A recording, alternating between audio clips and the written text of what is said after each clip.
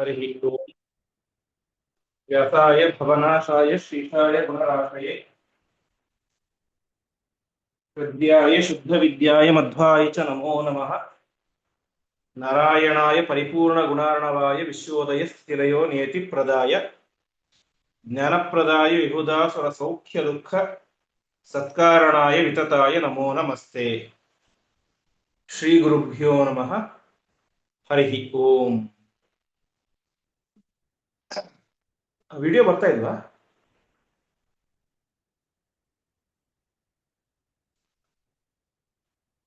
ಕಾಣಿಸ್ತಾ ಇದೆ ಒಂದೊಂದು ವಿಡಿಯೋ. ಇಲ್ಲ ವಿಡಿಯೋ ಆಚಾರ್ಯ, ಬರ್ತಾ ವಿಡಿಯೋ ಇಲ್ಲ. ಬರ್ತಿಲ್ಲ. ಒಂದ್ ಸೆಕೆಂಡ್.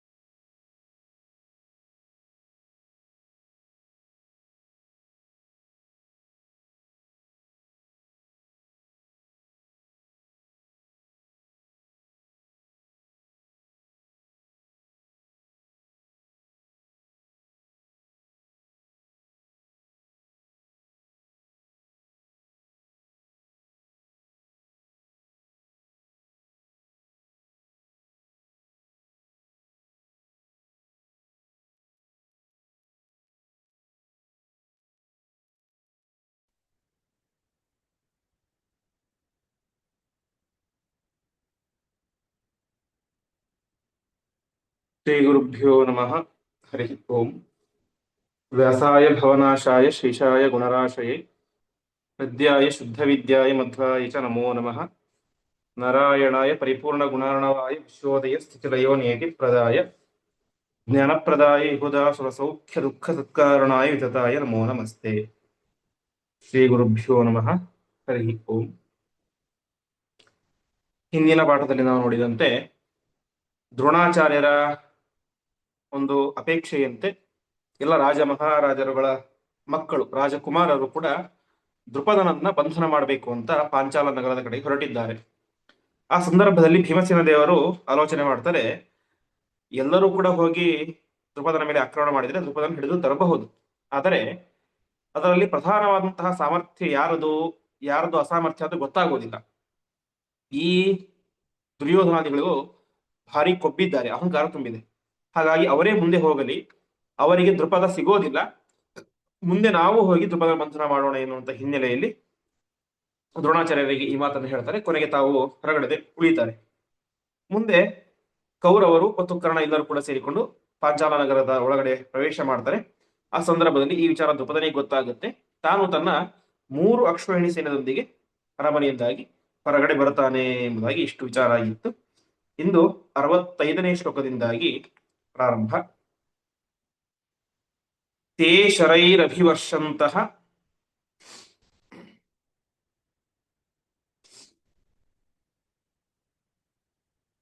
ಪರಿವಾರ್ಯ ಕುಮಾರಕಾನ್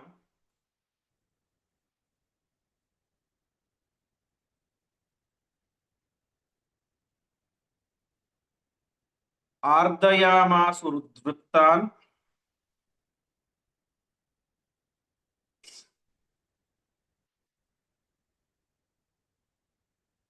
ಸ್ತ್ರಿಯೋ ಬಾಲಾಶ್ಚ ಸರ್ವಶಃ.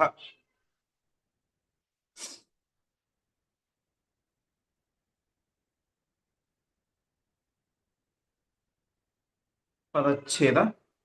ತೇ ಶರೈಃ ಅಭಿವರ್ಷಂತಃ ಪರಿವಾರ್ಯ ಕುಮಾರಕಾನ್ ಆರ್ದಯಾಮಾಸುಃ ಉದ್ವೃತ್ತಾನ್ ಸ್ತ್ರಿಯಃ ಬಾಲಾಃ ಚ ಸರ್ವಶಃ.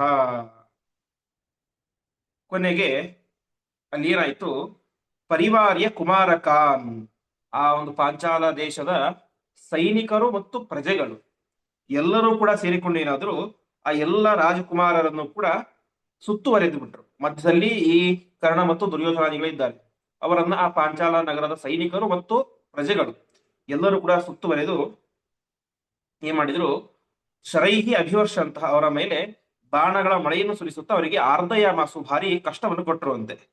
ಅಷ್ಟು ಮಾತ್ರ ಅಲ್ಲ, ಸ್ತ್ರೀಯ ಬಾಲಾಶ್ಚ ಸರ್ವಶಃ, ಬರೀ ನಾಗರಿಕರಲ್ಲ, ಗಂಡಸರು ಮಾತ್ರ ಅಲ್ಲ, ಸಾಮಾನ್ಯ ಸ್ತ್ರೀಯರು ಮತ್ತು ಬಾಲಕರು, ಚಿಕ್ಕ ಚಿಕ್ಕ ಮಕ್ಕಳು ಎಲ್ಲರೂ ಕೂಡ ಆ ದುರ್ಯೋಧನಾದಿಗಳಿಗೆ ಭಾರಿ ಪೀಡೆಯನ್ನು ಕೊಡ್ತಾ ಇದ್ದಾರೆ. ಮುಂದೆ ಹರ್ಮ್ಯ ಸಂಸ್ಥಾ ಸ್ತ್ರೀಯೋ ಬಾಲಾ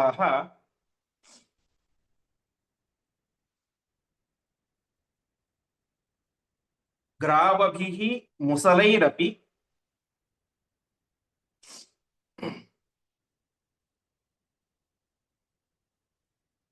ಅತ್ಯರ್ಥಮರ್ದಯಾಮಾಸುಃ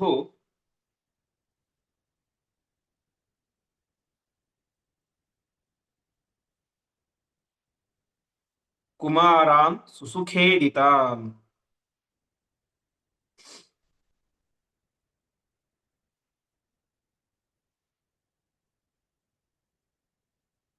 ದ್ರುಪದಸ್ಯ ವರೋಹ್ಯಸ್ತಿ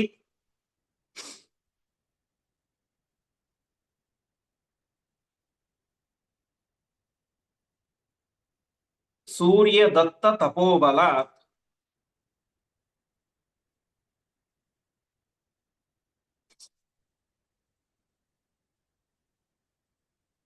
ಆಯೋಜನಾತ್ ಪುರಮುಪ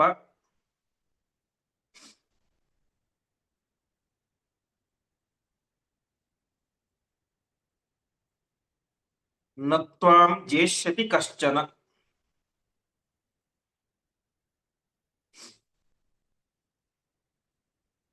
ಪದಚ್ಛೇದ. ಹರ್ಮ್ಯ ಸಂಸ್ಥಾಃ ಸ್ತ್ರಿಯಃ ಬಾಲಾಃ ಗ್ರಾವಭಿಃ ಮುಸಲೈಃ ಅಪಿ ಅತ್ಯರ್ಥಂ ಅರ್ಧಯಾಮಾಸುಃ ಕುಮಾರಾನ್ ಸುಸುಖೇಧಿತಾನ್. ದ್ರುಪದಸ್ಯ ವರಃ ಹಿ ಅಸ್ತಿ ಸೂರ್ಯದತ್ತಃ ತಪೋಬಲಾತ್ ಆಯೋಜನಾತ್ ಪುರಂ ಉಪ ನ ತ್ವಾಂ ಜೇಷ್ಯತಿ ಕಶ್ಚನ. ಅಲ್ಲಿ ಏನಾಗ್ಬಿಡ್ತು, ಹರ್ಮ್ಯ ಸಂಸ್ಥಾ, ಹರ್ಮ್ಯ ಅಂದ್ರೆ ಬಾಲ್ಕನಿ, ಉಪ್ಪರಿಗೆಗಳು ಅಂತ. ಉಪ್ಪರಿಗೆಗಳಲ್ಲಿ ನಿಂತುಕೊಂಡು ಸ್ತ್ರೀಯರು ಮತ್ತು ಬಾಲಾಹ, ಸಣ್ಣ ಸಣ್ಣ ಮಕ್ಕಳು ಅವರೆಲ್ಲರೂ ಕೂಡ ಗ್ರಾವವಿಹಿ, ಗ್ರಾವ ಅಂತಂದ್ರೆ ಕಲ್ಲುಗಳು, ಮುಸಲ ಮನೆಯಲ್ಲಿ ಪುಡಿ ಮಾಡಲಿಕ್ಕೆ ಉಪಯೋಗಿಸುವಂತಹ ಒನಕೆಗಳು, ಹೀಗೆ ಮನೆಯಲ್ಲಿದ್ದಂತಹ ಕಲ್ಲುಗಳು ಒನಕೆಗಳಿಂದಾಗಿ ಅವರೆಲ್ಲ ಏನ್ ಮಾಡಿದ್ರು, ಸುಖೇರಿತಾನು, ಭಾರೀ ಸುಖವಾಗಿ ಬೆಳೆದಿದ್ದರು ಇವರೆಲ್ಲರೂ ಕೂಡ.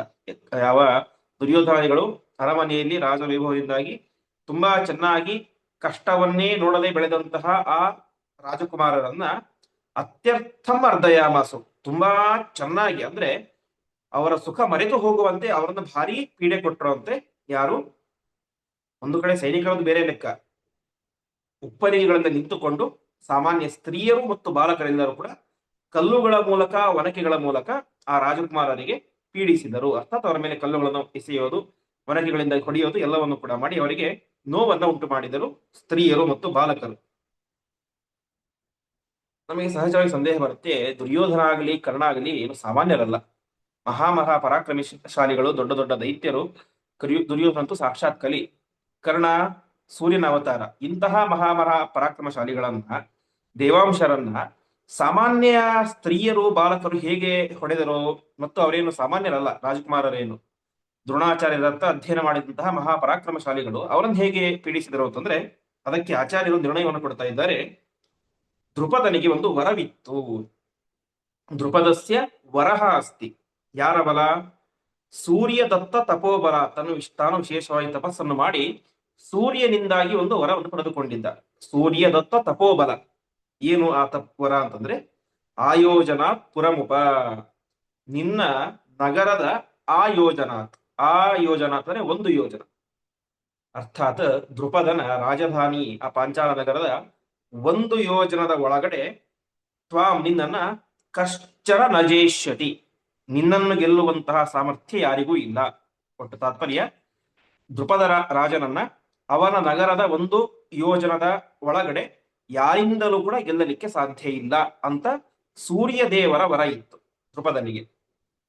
ಹಾಗಾಗಿ ದುಶ್ಯಾಸನ, ದುರ್ಯೋಧನ, ಕರ್ಣ ಮುಂತಾದಂಥವ್ರು ಬಂದರೂ ಕೂಡ ಅಲ್ಲಿ ಏನಾಗಲಿಲ್ಲ, ಸಾಮಾನ್ಯ ಸ್ತ್ರೀಯರು ಬಾಲಕರಿಂದಾಗಿ ಅವರು ಸೋಲುವಂತಹ ಪ್ರಸಂಗ ಬಂತು. ಅದಕ್ಕೆ ಕಾರಣ ಏನು ಅಂತಂದ್ರೆ ಅದು ಏನು ಸೂರ್ಯನು ಕೊಟ್ಟಂತಹ ವರ ಆದ ಕಾರಣ ಅದನ್ನು ಅವರು ಸುಲಭವಾಗಿ ಸೋತು ಬಿಟ್ಟು ದುರ್ಯೋಧನಾದಿಗಳು. ಸಾಮಾನ್ಯ ಸ್ತ್ರೀಯರು ಬಾಲಕರು ಕೂಡ ಅವರನ್ನು ಪಡೆದು ಓಡಿಸುವಂತ ಪರಿಸ್ಥಿತಿ ಬಂತು. ಅದಕ್ಕೆ ಕಾರಣ ಸೂರ್ಯ ಕೊಟ್ಟಂತಹ ವರ. ಇನ್ನು ನಮಗೆ ಸಂದೇಹ ಬರುತ್ತೆ, ಕರ್ಣನಂತೂ ಸಾಕ್ಷಾತ್ ಸೂರ್ಯ, ಅವನಿಗೆ ಮೀರ್ಲಿಕ್ಕೆ ಸಾಧ್ಯವಾಗ್ಲಿಲ್ಲ ಅಂತಂದ್ರೆ ಸೂರ್ಯ ಕಟ್ಟಂತಹ ವರವನ್ನ ಸೂರ್ಯನಿಗೂ ಕೂಡ ಮೀರ್ಲಿಕ್ಕೆ ಸಾಧ್ಯ ಇಲ್ಲ. ಹಿಂದೆ ನಾವು ಕೇಳಿದೆವು ಹಂಸ ಡಿಬಿಕರ ಒಂದು ಪ್ರಸಂಗದಲ್ಲಿ, ಶಿವನೇ ಕೊಟ್ಟಂತಹ ವರ, ಆ ವರವನ್ನ ಯಾರಿಗೆ ಮೀರ್ಲಿಕ್ಕಾಗ್ಲಿಲ್ಲ? ದೂರ್ವಾಸರಿಗೆ ಮೀರ್ಲಿಕ್ಕಾಗ್ಲಿಲ್ಲ. ದೂರ್ವಾಸರು ಯಾರು? ಸಾಕ್ಷಾತ್ ರುದ್ರದೇವರ ಅವತಾರ. ತಾವೇ ಕೊಟ್ಟಂತಹ ವರ ಅದನ್ನ ಆ ಹಂಸ ಡಿಬಿಕರು ದುರುಪಯೋಗ ಮಾಡಿಕೊಂಡು ಆ ದುರ್ವಾಸರದ್ದೇ, ಶಿವನ ಅವತಾರರಾದಂತಹ ದುರ್ವಾಸರದ್ದೇ ಕೌಪೀನಾದಿಗಳನ್ನು ಹರಿಯುವಾಗ ಏನು ಮಾಡ್ಲಿಕ್ಕಾಗಲಿಲ್ಲ. ಯಾಕೆಂದ್ರೆ ತಾವೇ ಕೊಟ್ಟಂತಹ ವರ. ಹಾಗಾಗಿ ಇಲ್ಲಿಯೂ ಕೂಡ ಕರ್ಣ ಸಾಕ್ಷಾತ್ ಸೂರ್ಯನೇ ಆಗಿದ್ದರು, ಸೂರ್ಯನ ಅವತಾರವೇ ಆಗಿದ್ದರೂ ಕೂಡ ತಾನೇ ಕೊಟ್ಟಂತಹ ವರವನ್ನ ಮೀರ್ಲಿಕ್ಕೆ ಸಾಧ್ಯ ಆಗಲಿಲ್ಲ. ಹಾಗಾಗಿ ಕರ್ಣನೂ ಕೂಡ ಆ ಹೆಂಗಸರ ಮುಂದೆ ಮತ್ತು ಮಕ್ಕಳ ಮುಂದೆ ಮತ್ತು ಆ ಸೈನ್ಯದ ಮುಂದೆ ಸಹಜವಾಗಿ ಸೋತು ಬಿಟ್ಟ. ಮುಂದೆ ಇತಿತೇನ ವರೇಣೈವ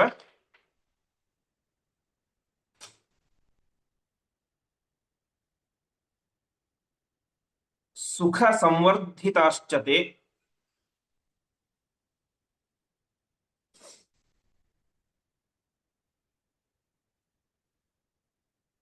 ಭಗ್ನಾ ಕುಮಾರ ಆವೃತ್ಯ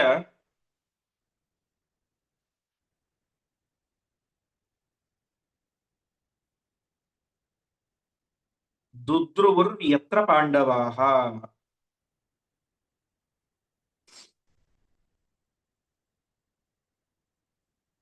ಸ್ತ್ರೀಬಾಲ ವೃದ್ಧ ಸಹಿತೈಃ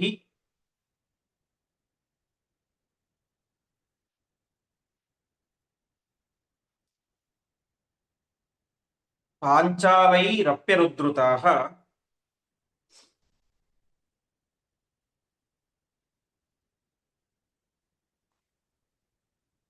ಭೀಮಾರ್ಜುನೇತಿ ವಾಸಂತಃ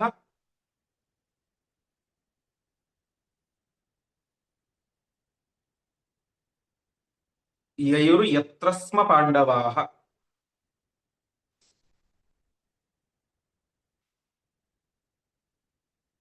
ಪದಚ್ಛೇದ. ಇತಿ ತೇನ ವರೇಣ ಏವ ಸುಖ ಸಂವರ್ಧಿತಾಃ ಚ ತೇ ಭಗ್ನಾಃ ಕುಮಾರಾಃ ಆವೃತ್ಯ ದುದ್ರುವುಃ ಯತ್ರ ಪಾಂಡವಾಃ. ಸ್ತ್ರೀಬಾಲ ವೃದ್ಧ ಸಹಿತೈಃ ಪಾಂಚಾಲೈಃ ಅಪಿ ಅನುದ್ರುತಾಃ ಭೀಮ ಅರ್ಜುನ ಇತಿ ವಾಸಂತಃ ಯಯುಃ ಯತ್ರ ಸ್ಮ ಪಾಂಡವಾಃ. ಹೀಗೆ ತೇನ ವರೇಣ, ಆ ಒಂದು ಸೂರ್ಯನು ಕೊಟ್ಟಂತಹ ವರದ ಬಲದಿಂದಾಗಿ ಸುಖ ಸಂವರ್ಧಿತಾಃ, ಸುಖವಾಗಿ ಬೆಳೆದಿದ್ದರು, ಕಷ್ಟವನ್ನೇ ನೋಡಿರಲಿಲ್ಲ ಅಂತಹ ರಾಜಕುಮಾರರು ಇವತ್ತು ಸಾಮಾನ್ಯ ಸ್ತ್ರೀಯರಿಂದ ಬಾಲದಿಂದ ಒನಕೆಗಳಿಂದ ಕೊತ್ತು ಕಲ್ಲಿನಿಂದಾಗಿ ಹೊಡೆಸಿಕೊಳ್ಳುವಂತಹ ಕಷ್ಟವನ್ನು ಅನುಭವಿಸ್ತಾ ಇದ್ದಾರೆ. ಹಾಗಾಗಿ ಆಚಾರ್ಯ ಹೇಳ್ತಾ ಇದ್ದಾರೆ, ಸುಖ ಸಂವರ್ಧಿತ, ಅವರು ಸುಖವಾಗಿ ಬೆಳೆದು ಬಿಟ್ಟಿದ್ದಾರೆ. ಅವರಿಗೆ ಇನ್ನೊಂದು ಸಮಸ್ಯೆ ಏನು ಅಂತಂದ್ರೆ, ಅವರಿಗೆ ಶಸ್ತ್ರ ಮತ್ತು ಅಸ್ತ್ರಗಳ ಅಭ್ಯಾಸ ಆಗಿದೆ, ಆದರೆ ಅದನ್ನ ಪ್ರಾಕ್ಟಿಕಲ್ ಆಗಿ ಯುದ್ಧ ಮಾಡಿಲ್ಲ ಇನ್ನು. ಇದಿನ್ನೂ ಅವರ ಮೊದಲ ಯುದ್ಧ. ಹಾಗಾಗಿ ಅವರಿಗೆ ಸರಿಯಾಗಿ ಯುದ್ಧ ಮಾಡ್ಲಿಕ್ಕೆ ಆಗಲಿಲ್ಲ. ಯಾಕೆಂದ್ರೆ ಸುಖ ಸಂವರ್ಧಿತ, ಸುಖವಾಗಿ ಬೆಳೆದಿದ್ದಾರೆ. ಹೀಗೆ ಅಂತಹ ಆ ರಾಜಕುಮಾರರೆಲ್ಲರೂ ಕೂಡ ಭಗ್ನಾಹ, ಚೆನ್ನಾಗಿ ಅವರ ಕಲ್ಲಿನ ಏಟು, ಶಸ್ತ್ರಗಳ ಏಟು, ಒನಕೆಗಳ ಏಟನ್ನು ತಿಂದು ಅವರೇನ್ ಮಾಡಿದ್ರು, ಯತ್ರ ಪಾಂಡವ, ಪಾಂಡವರಿದ್ದಂತಹ ಸ್ಥಳಕ್ಕೆ ದುದ್ರುವು ಓಡಿ ಬಂದ್ಬಿಟ್ಟು. ಹೀಗೆ ಅವರ ಏಟಿಗೆ ಸೋತು ಆ ಕೌರವರಿದ್ದರು ಕೂಡ ಪಾಂಡವರಿದ್ದ ಕಡೆಗೆ ಓಡಿ ಬಂದ್ರು. ಯಾರ್ಯಾರು ಹೊಡೆದರು? ಸ್ತ್ರೀ ಬಾಲ ವೃದ್ಧ ಸಹಿತೈಹಿ, ಸ್ತ್ರೀಯರು ಬಾಲಕರು, ಅಷ್ಟು ಮಾತ್ರ ಅಲ್ಲ, ಕೊನೆಗೆ ವೃದ್ಧ ಮುದುಕರು, ಮುದುಕ ಮುದುಕಿಯರು ಕೂಡ ಅವರನ್ನ ಕಲ್ಲಿನಿಂದಾಗಿ ಒನಕೆಯಿಂದ ಹೊಡಿತಾ ಇದ್ದಾರೆ. ತಮ್ಮ ಮನೆಯಲ್ಲಿರುವಂತಹ ಕಲ್ಲು ಮತ್ತು ಒನಕೆ, ಕೈಗೆ ಸಿಕ್ಕಂತಹ ಆಯುಧಗಳಿಂದಾಗಿ ಅವರನ್ನು ಹೊಡಿತಾ ಇದ್ದಾರೆ. ಹೀಗೆ ಪಾಂಚಾಲೈಹಿ ಅಪ್ಯನುದ್ರುತ, ಆ ಪಾಂಚಾಲ ದೇಶದ ನಾಗರಿಕರೆಲ್ಲರೂ ಕೂಡ ಅವರೇನ್ ಮಾಡ್ತಾ ಇದ್ದಾರೆ, ಅವ್ರನ್ನ ಬೆನ್ನಟ್ಟಿಕೊಂಡು ಬರ್ತಾ ಇದ್ದಾರೆ ಅಂತೆ. ಅವರು ಸೋತು ಓಡಿ ಹೋಗ್ತಾ ಇದ್ರು, ಬಿಡ್ತಾ ಇಲ್ಲ ಅವರನ್ನ. ಕೈಯಲ್ಲಿ ಕೋಲು, ಒನಕೆ, ಕಸಬರಗಿ ಇತ್ಯಾದಿಗಳನ್ನು ಹಿಡಿದುಕೊಂಡು ಒಟ್ಟಿನಲ್ಲಿ ಅವರನ್ನ ತಮ್ಮ ನಗರದಿಂದಾಗಿಯೇನೆ ಓಡಿಸಬೇಕು ಅಂತ ಎಲ್ಲ ನಾಗರಿಕರು ಕೂಡ ಮತ್ತು ಸೈನಿಕರು ಅವರನ್ನ ಬೆನ್ನಟ್ಟಿಸಿಕೊಂಡು ಬರ್ತಾ ಇದ್ದಾರೆ. ಈ ಕೌರವರಿಗೆ ತಮ್ಮ ಜೀವ ಉಳಿದ್ರೆ ಸಾಕು ಅಂತ ಭೀಮಾ ಅರ್ಜುನ ಇತಿ ವಾಶಂತಹ, ಭೀಮಾ ನಮ್ಮನ್ನು ರಕ್ಷಣೆ ಮಾಡು, ಅರ್ಜುನ ರಕ್ಷಣೆ ಮಾಡು ಅಂತ ವಾಶಂತಹ, ವಾಶಂತ ಅಂದ್ರೆ ಜೋರಾಗಿ ಕಿರಿಚ್ತಾ ಅವರೇ ಮಾಡಿದ್ರು. ಯತ್ರಸ್ಮ ಪಾಂಡವಾಹ ಯಯುಹು, ಓಡಿ ಓಡಿ ಓಡಿ ಪಾಂಡವರಿದ್ದಂತಹ ಸ್ಥಳಕ್ಕೆ ತಲುಪಿದರು. ಹೀಗೆ ನಿರಂತರವಾಗಿ ಪಾಂಡವರ ದ್ವೇಷವನ್ನು ಮಾಡ್ತಾ ಇದ್ದಂತಹ ಆ ಕೌರವರು ಈಗ ತಮ್ಮ ಜೀವವನ್ನು ಉಳಿಸಿಕೊಳ್ಳಲಿಕ್ಕೆ ಅಂತ ಭೀಮ ನಮ್ಮನ್ನು ರಕ್ಷಣೆ ಮಾಡು, ಅರ್ಜುನ ನಮ್ಮನ್ನು ರಕ್ಷಣೆ ಮಾಡು ಅಂತ ಅವರ ಹತ್ತಿರವೇನೆ ಪ್ರಾರ್ಥನೆಯನ್ನ ಮಾಡ್ತಾ ಇದ್ದಾರೆ. ಮುಂದೆ ತಾನ್ ಪ್ರಭಗ್ನಾನ್ ಸಮಾಲೋಕ್ಯ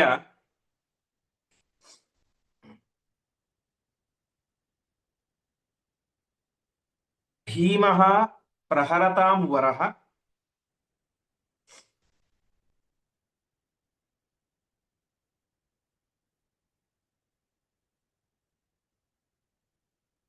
ಆರುರೋಹ ರಥಂ ವೀರಃ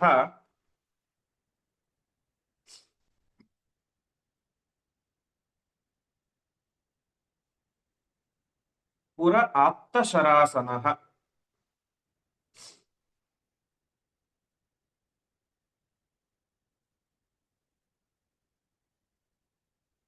ಸಮನ್ವಯಾತ್ ಇಂದ್ರಸೂನು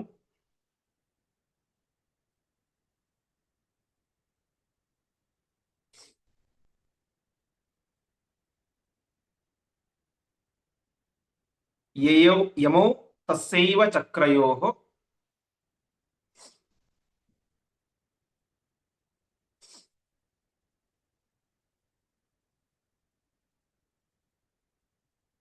ಯುಧಿಷ್ಠಿರಸ್ತು ದ್ರೋಣೇನ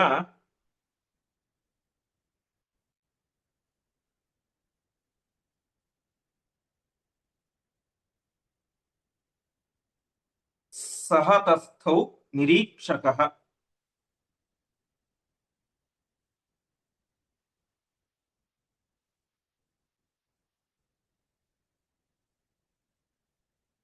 ಪದಚ್ಛೇದ. ತಾನ್ ಪ್ರಭಗ್ನಾನ್ ಸಮಾಲೋಕ್ಯ ಭೀಮಃ ಪ್ರಹರತಾಂ ವರಃ ಆರುರೋಹ ರಥಂ ವೀರಃ ಪುರಃ ಆತ್ತಶರಾಸನಃ ತಂ ಅನ್ವಯಾತ್ ಇಂದ್ರಸೂನುಃ ಯಮೌ ತಸ್ಯ ಏವ ಚಕ್ರಯೋಃ ಯುಧಿಷ್ಠಿರಃ ತು ದ್ರೋಣೇನ ಸಹ ತಸ್ಥೌ ನಿರೀಕ್ಷಕಃ. ಪ್ರಭಗ್ನಾನ್, ಈ ಕೌರವರೆಲ್ಲರೂ ಕೂಡ ಸೋತು ಓಡಿ ಬರ್ತಾ ಇದ್ದಾರೆ. ಅವರನ್ನ ಭೀಮಃ ಸಮಾಲೋಕ್ಯ, ಭೀಮಸೇನ ದೇವರು ಕಂಡರು. ಭೀಮಸೇನ ದೇವರು ಎಂಥವರು? ಪ್ರಹರತಾಂ ವರಹ, ಪ್ರಹಾರ ಮಾಡುವುದರಲ್ಲಿ, ಯುದ್ಧ ಮಾಡುವವರಲ್ಲಿ ವರಹ ಅತ್ಯಂತ ಶ್ರೇಷ್ಠ, ಶ್ರೇಷ್ಠ ಯೋಧ ಅದು ಭೀಮಸೇನ ದೇವರು. ಅಂತಹ ಭೀಮಸೇನ ದೇವರು ಏನ್ ಮಾಡಿದರು? ರಥಂ ಆರುರೋಹ, ರಥವನ್ನು ಹಿಡಿದುಕೊಂಡು ಆತ್ತ ಪುರಾಸನ ಶರಾಸನ, ಶರ ಅಂದ್ರೆ ಬಿಲ್ಲು, ಅದರ ಆಸನ ಅಂದ್ರೆ ಬಿಲ್ಲನ್ನು ಶರ ಅಂದ್ರೆ ಬಾಣ, ಬಾಣ ಅದನ್ನ ಆಸನ ಇಡುವುದಿಲ್ಲಿ ಅಂದ್ರೆ ಬಾಣವನ್ನ ಬಿಲ್ಲಿನ ಮೇಲೆ ಇಟ್ಟು ಹೊಡಿತಾರೆ. ಸೊ ಶರಾಸನ ಅಂತಂದ್ರೆ ಬಿಲ್ಲು ಅಂತ. ಒಟ್ಟಿನಲ್ಲಿ ಬಿಲ್ಲು ಮತ್ತು ಬಾಣ ಎರಡನ್ನು ಕೂಡ ಹಿಡಿದುಕೊಂಡು ಪುರಃ ರಥಂ ಆರುರೋಹ, ರಥವನ್ನ ಏರಿದರು. ಯಾರು? ಭೀಮಸೇನ ದೇವರು. ಸಾಮಾನ್ಯವಾಗಿ ನಾವು ಭೀಮಸೇನ ದೇವರ ಯುದ್ಧ ಅಂತ ಕೇಳಿದಾಗ ನಮಗೆ ಮೊದಲು ಕೇಳಿ ಬರುವುದೇನೆ ಗದಾ ಯುದ್ಧ ಅಂತ. ಸಾಮಾನ್ಯವಾಗಿ ಭೀಮಸೇನ ದೇವರು ಬಿಲ್ಲು ಬಾಣ ಯುದ್ಧ ಮಾಡಿದ್ದು ಉಲ್ಲೇಖ ಬರೋದು ಕಡಿಮೆ, ಬರುತ್ತೆ, ತುಂಬಾ ಕಡಿಮೆ. ಈ ಒಂದು ಪ್ರಸಂಗದಲ್ಲಿ ಭೀಮಸೇನ ದೇವರು ಬಿಲ್ಲು ಬಾಣಗಳನ್ನು ಹಿಡಿದುಕೊಂಡು ಯುದ್ಧಕ್ಕೆ ಅಂತ ಹೊರಡ್ತಾ ಇದ್ದಾರೆ. ಹೀಗೆ ಮುಂದೆ ರಥದಲ್ಲಿ ಭೀಮಸೇನ ದೇವರು ಹೋಗ್ತಾ ಇದ್ದಾರೆ. ತಮ್ ಇಂದ್ರಸೋನು, ಆ ಭೀಮಸೇನ ದೇವರನ್ನ ಇಂದ್ರಸೋನು, ಇಂದ್ರನ ಮಗನಾದಂತಹ ಅರ್ಜುನ ಅನ್ವಯ ಅವರ ಹಿಂದೆ ಫಾಲೋ ಮಾಡ್ಕೊಂಡು ಹೊರಟರು. ಭೀಮಸೇನ ದೇವರು ಮುಂದೆ ರಥದಲ್ಲಿ ಹೋಗ್ತಾ ಇದ್ದಾರೆ. ಅವರ ಹಿಂದೆ ದೇವೇಂದ್ರನ ಮಗನಾದಂತಹ ಅರ್ಜುನ ತಾನೂ ಕೂಡ ರಥವನ್ನು ಏರಿ ಹೋಗ್ತಾ ಇದ್ದಾನೆ. ಆವಾಗೇನಾಯಿತು? ತಸ್ಯ ಚಕ್ರಯೋಹೋ,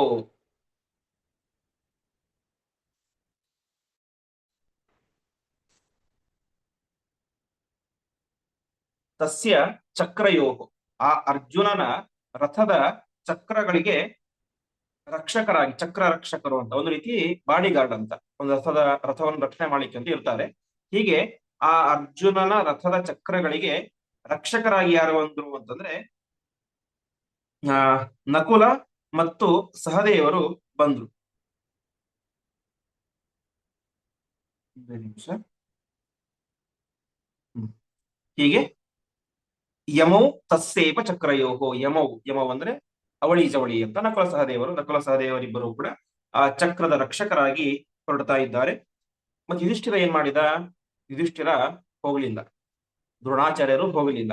ಯುಧಿಷ್ಠಿರ ಮತ್ತು ದ್ರೋಣ ಇಬ್ಬರು ಕೂಡ ನಿರೀಕ್ಷಕರಾಗಿ ಏನಾಗುತ್ತೆ ನೋಡೋಣ ಅಂತ ಆ ಭೀಮ ಮತ್ತು ಅರ್ಜುನರನ್ನ ನಿರೀಕ್ಷೆ ಮಾಡ್ತಾರೆ, ಕಾಯ್ತಾ ಅಲ್ಲಿ ನಿಂತುಕೊಂಡು ಭೀಮ, ಅರ್ಜುನ, ನಕುಲ, ಸಹದೇವ ಇವರೆಲ್ಲರೂ ಕೂಡ ಅಲ್ಲಿ ತಾವು ಯುದ್ಧಕ್ಕೆ ಅಂತ ಹೋಗ್ತಾ ಇದ್ದಾರೆ.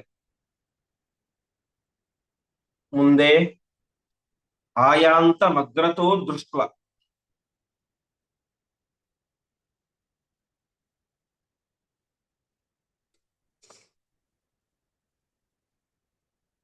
ಭೀಮ ಮಾತ್ತ ಶರಾಸನಂ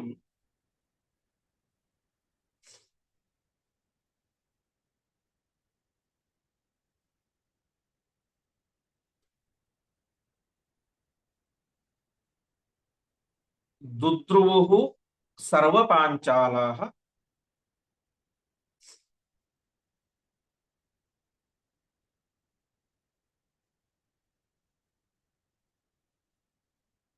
ವಿವಿಶು ಪುರಮೇವ ಚ.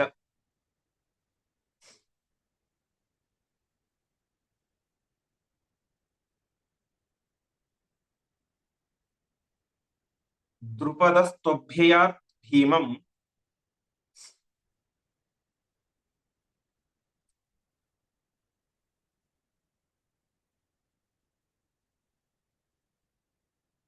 ಸಪುತ್ರಃ ಸಹಸೇನಯ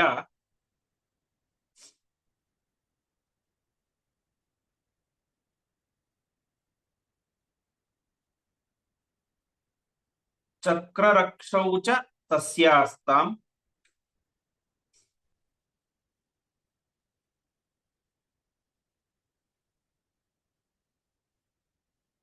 ಯುಧಾಮನ್ಯುತ್ತಮೌಜಸೌ.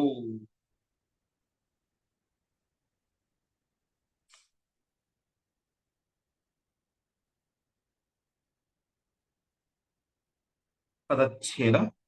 ಆಯಾಂತಂ ಅಗ್ರತಃ ದೃಷ್ಟ್ವಾ ಭೀಮಂ ಆತ್ತಶರಾಸನಂ ದುದ್ರುವು ಸರ್ವಪಾಂಚಾಲಾಃ ವಿವಿಶು ಪುರಂ ಏವ.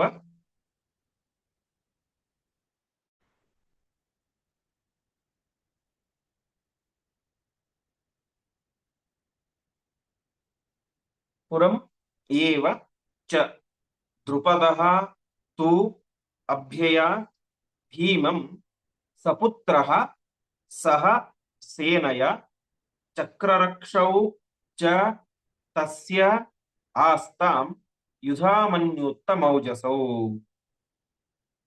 ಹೀಗೆ ಅಗ್ರತಃ ಸೇನೆಯ ಮುಂಭಾಗದಲ್ಲಿ ನಿಂತುಕೊಂಡು ಯಾರು ಬರ್ತಾ ಇದ್ದಾರೆ? ಭೀಮ ಬರ್ತಾ ಇದ್ದಾನೆ. ಭೀಮಸೇನ ಹೇಗೆ ಬರ್ತಾ ಇದ್ದಾರೆ? ಆತ್ತ ಶರಾಸನ, ಕೈಯಲ್ಲಿ ಉತ್ತಮವಾದಂತಹ ಬಿಲ್ಲು ಬಾಣಗಳನ್ನು ಹಿಡಿದುಕೊಂಡು ಬರ್ತಾ ಇದ್ದಾರೆ. ಆಗಿನ ಕಾಲದ ಈ ಮಹಾ ಪರಾಕ್ರಮಿಗಳೆಲ್ಲ ಭೀಮನ ವಿಚಾರ ಕಿವಿಗೆ ಬಿದ್ದಿತ್ತು. ಭೀಮಸೇನ ಅಂತ ಹಸ್ತಿನಾವತಿಯಲ್ಲಿದ್ದಾನೆ, ಮಹಾಪರಾಕ್ರಮಶಾಲಿ, ಪಾಂಡುವಿನ ಪುತ್ರ ಅಂತ ಕೇಳಿದ್ರು. ಈಗ ಆ ಭೀಮ ಕೈಯಲ್ಲಿ ಬಿಲ್ಲು ಬಾಣಗಳನ್ನು ಹಿಡಿದುಕೊಂಡು ರಥದಲ್ಲಿ ಬರ್ತಾ ಇದ್ದಾನೆ. ಅದನ್ನು ಕಂಡ ತಕ್ಷಣ ಸರ್ವ ಪಾಂಚಾಲ, ಎಲ್ಲ ಪಾಂಚಾಲದ ನಾಗರಿಕರು ಎಲ್ಲರೂ ಕೂಡ ಏನ್ ಮಾಡಿದ್ರು? ದುದ್ರುಬುಹು, ಓಡಿ ಹೋಗಿಬಿಟ್ರು. ಅಷ್ಟು ಮಾತ್ರ ಅಲ್ಲ, ಪುರಮೇವ ವಿವಿಶು, ತಮ್ಮ ಪಟ್ಟಣದ ಒಳಗಡೆ ಓಡಿ ಹೋಗಿ ಬಿಟ್ಟರು ಎಲ್ಲ ಪಾಂಚಾಲ ದೇಶದ ನಾಗರಿಕರು. ಸೈನಿಕರು ಓಡಿ ಹೋಗ್ಲಿಲ್ಲ, ಪಾಂಚಾಲ ದೇಶದ ನಾಗರಿಕರೆಂದರೂ ಕೂಡ ಆ ಭೀಮನನ್ನು ನೋಡಿಯೇನೆ ಓಡಿ ಹೋಗ್ಬಿಟ್ರು. ಆ ರೀತಿಯಾದಂತಹ ಪರಾಕ್ರಮಶಾಲಿ ಅದು ಭೀಮಸೇನ ದೇವರು. ಹೀಗೆ ಓಡಿ ಹೋಗ್ಬಿಟ್ರು. ಆದ್ರೆ ದ್ರುಪದ ಓಡಿ ಹೋಗಲಿಲ್ಲ. ದ್ರುಪದ ಸ್ತೊಭ್ಯೆಯ ಭೀಮಂ, ದ್ರುಪದ ಸಪುತ್ರ ತನ್ನ ಮಕ್ಕಳೊಂದಿಗೆ ಸೇರಿಕೊಂಡು ಮತ್ತು ಸಹ ಸೇನಯ ತನ್ನ 3 ಅಕ್ಷೋಹಿಣಿ ಸೇನದೊಟ್ಟಿಗೆ ಸೇರಿಕೊಂಡು ಭೀಮಸೇನ ದೇವರೊಟ್ಟಿಗೆ ಯುದ್ಧವನ್ನ ಮಾಡ್ತಾ ಇದ್ದಾನೆ. ಅವನಿಗೆ ಚಕ್ರರಕ್ಷಕರು ಯಾರಾಗಿದ್ರು? ಅರ್ಜುನನಿಗೆ ನಕುಲ ಸಹದೇವರಿದ್ದಂತೆ ಈ ದ್ರುಪದನಿಗೆ ಚಕ್ರರಕ್ಷಕರಾಗಿ ಯುಧಾಮನ್ಯು ಮತ್ತು ಉತ್ತಮೋಜ ಎನ್ನುವಂತಹ ಅವನ ಇಬ್ಬರು ಮಕ್ಕಳು ಆ ದ್ರುಪದನ ಚಕ್ರಕ್ಕೆ ರಕ್ಷಕರಾಗಿದ್ದರು.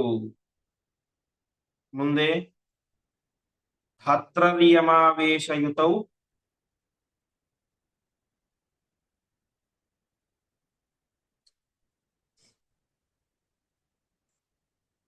ವಿಶ್ವಾವಸು ಪರಾವಸು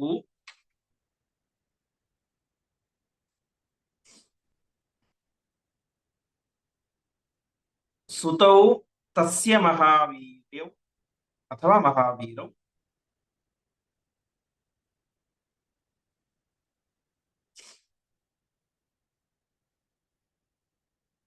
ಸತ್ಯಜಿತ್ ಪೃಷ್ಠತೋ ಭವತ್.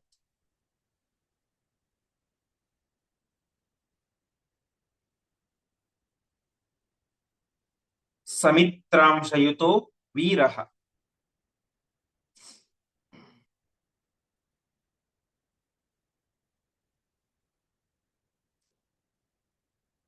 ಚಿತ್ರಸೇನೋ ಮಹಾರಥಃ.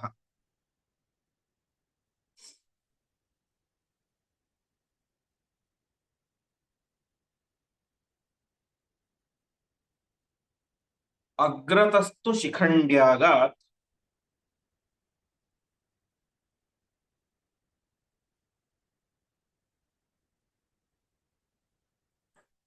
ರಥೋದಾರಃ ಶರಾಂ ಕ್ಷಿಪನ್.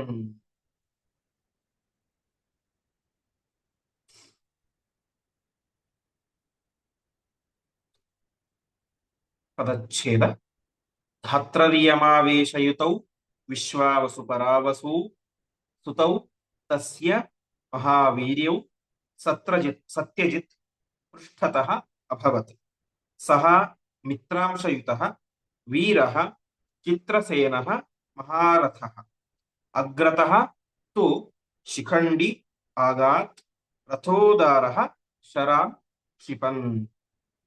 ಈ ಯುಧಾಮನ್ಯು ಮತ್ತು ಉತ್ತಮೌಜ ಇವರು ಯಾರು ಅಂತಂದ್ರೆ ಧಾತ್ರರಿಯಮ ಆವೇಶಯುತೌ ವಿಶ್ವಾವಸು ಪರಾವಸು ಅವರಿಬ್ಬರು ಕೂಡ ವಾಸ್ತವಿಕವಾಗಿ ವಿಶ್ವಾವಸು ಮತ್ತು ಪರಾವಸು ಎನ್ನುವಂತಹ ಗಂಧರ್ವರು ಮಹಾಪರಾಕ್ರಮಶಾಲಿಗಳು. ಅದರ ಜೊತೆಗೆ ಧಾತೃ ಮತ್ತು ಅರಿಯಮ ಎನ್ನುವಂತಹ ಆದಿತ್ಯರ ಆವೇಶ ಇತ್ತು. ವಿಶ್ವಾವಸು ಪರಾವಸು ಅಂತ ಗಂಧರ್ವರು ಅವರಿಬ್ಬರು ಯುಧಾಮನ್ಯು ಮತ್ತು ಉತ್ತಮೌಜಸ್ಸು. ಅದರ ಜೊತೆಗೆ ಅವರಿಬ್ಬರಲ್ಲೂ ಕೂಡ ಧಾತೃ ಮತ್ತು ಅರಿಯಮ ಎನ್ನುವಂತಹ ಆದಿತ್ಯರ ಆವೇಶ ಇತ್ತು. ಹೀಗೆ ಮಹಾಪರಾಕ್ರಮಶಾಲಿಗಳಾಗಿದ್ದರು. ಅವರಿಬ್ಬರು ಕೂಡ ಚಕ್ರ ರಕ್ಷಕರಾಗಿದ್ದರು. ರಥದ ಹಿಂಭಾಗದಲ್ಲಿ ದ್ರುಪದನ ರಕ್ಷಣೆಗೆ ಅಂತ ಸತ್ಯಜಿತ್ ಎನ್ನುವಂತಹ ದ್ರುಪದನ ಮಗನೊಬ್ಬ ಇದ್ದ. ಸತ್ಯಜಿತ್ ಪೃಷ್ಠತಃ ಅಭವತ್. ಈ ಸತ್ಯಜಿತ್ ಯಾರು ಅಂತಂದ್ರೆ ಸ ಮಿತ್ರಾಂಶಯುತ ವೀರಃ ಚಿತ್ರಸೇನಃ ಮಹಾರಥಃ. ಅವನೊಬ್ಬ ಚಿತ್ರಸೇನ ಎನ್ನುವಂತಹ ಗಂಧರ್ವನ ಅವತಾರ. ಜೊತೆಗೆ ಮಿತ್ರಾಂಶಯುತ ವೀರಃ, ಅವನಲ್ಲಿ ಮಿತ್ರ ಎನ್ನುವಂತಹ ಆದಿತ್ಯನ ಒಂದು ಅಂಶ ಇತ್ತು. ಹೀಗೆ ಅದರಿಂದ ಕೂಡಿದಂತಹ ಮಹಾರಥ, ಅವನೊಬ್ಬ ಮಹಾರಥಿಕ ಒಳ್ಳೆಯ ಪರಾಕ್ರಮಶಾಲಿ. ಯಾರು? ಸತ್ಯಜಿತ್. ಅವನು ರಥದ ಹಿಂಭಾಗದಲ್ಲಿ ಇದ್ದ. ರಥದ ಅಕ್ಕಪಕ್ಕದಲ್ಲಿ ಚಕ್ರರಕ್ಷಕರಾಗಿ ಯುಧಾಮನ್ಯು ಮತ್ತು ಉತ್ತಮೋಜಸ್ ದ್ರುಪದನ ರಥಕ್ಕೆ. ಹಿಂಭಾಗದಲ್ಲಿ ಮಹಾಪರಾಕ್ರಮಿಯಾದಂತಹ ಈ ಸತ್ಯಜಿತ್. ಮುಂಭಾಗದಲ್ಲಿ ಯಾರಿದ್ರು ಅಂತಂದ್ರೆ ಅಗ್ರತಸ್ತು ಶಿಖಂಡ್ಯಾಗ ರಥೋದಾರಃ ಶರಾಂಕ್ಷಿಪನ್ ಅಂತ. ರಥೋದಾರಃ ಉದಾರ ರಥ, ಶ್ರೇಷ್ಠವಾದಂತ ರಥದಲ್ಲಿ ಕುಳಿತುಕೊಂಡು, ಯಾವ ಹಿಂದೆ ನಾವು ಕೇಳಿದೆವು ಭೀಷ್ಮಾಚಾರ್ಯರ ಕಥೆಯ ಪ್ರಸಂಗದಲ್ಲಿ ಶಿಖಂಡಿ ದ್ರುಪದನ ಮಗನಾಗಿ ಹುಟ್ಟಿ, ಮಗಳಾಗಿ ಹುಟ್ಟಿ, ಮತ್ತೆ ಮಗ ಆಗಿ ತುಂಬೂರು ಋಷಿಗಳ ಅಂಶದಿಂದ ಕೂಡಿಕೊಂಡು ಅಷ್ಟೆಲ್ಲ ಕಥೆಯನ್ನು ಕೇಳಿದ್ವಲ್ಲ. ಆ ಶಿಖಂಡಿ, ದ್ರುಪದನ ಮಗನಾದಂತಹ ಶಿಖಂಡಿ ತಾನು ರಥದಲ್ಲಿ ಕುಳಿತುಕೊಂಡು ಶರಾನ್ ಕ್ಷಿಪನ್ ಅಗಾ, ತಾನು ಸೈನ್ಯದ ಮೇಲೆ ಬಾಣಗಳನ್ನ ಪ್ರಯೋಗ ಮಾಡ್ತಾ ತಾನು ಮುಂದ್ಗಡೆ ಬರ್ತಾ ಇದ್ದಾನೆ. ಹೀಗೆ ಮಧ್ಯದಲ್ಲಿ ದ್ರುಪದ ಇದ್ದಾನೆ, ಅಕ್ಕಪಕ್ಕದಲ್ಲಿ ಯುಧಾಮನ್ಯು ಮತ್ತು ಉತ್ತಮೋಜಸ್ ಇದ್ದಾರೆ, ಹಿಂಭಾಗದಲ್ಲಿ ಸತ್ಯಜಿತ್ ಇದ್ದಾನೆ, ಮುಂಭಾಗದಲ್ಲಿ ಶಿಖಂಡಿ ಇದ್ದಾನೆ. ಹೀಗೆ ತನ್ನ 4 ಜನ ಪರಾಕ್ರಮಿಗಳಾದಂತಹ ಮಕ್ಕಳ ರಕ್ಷಣೆಯಲ್ಲಿ ನಿಂತುಕೊಂಡು ದ್ರುಪದ ಯುದ್ಧಕ್ಕೆ ಅಂತ ಬರ್ತಾ ಇದ್ದಾನೆ.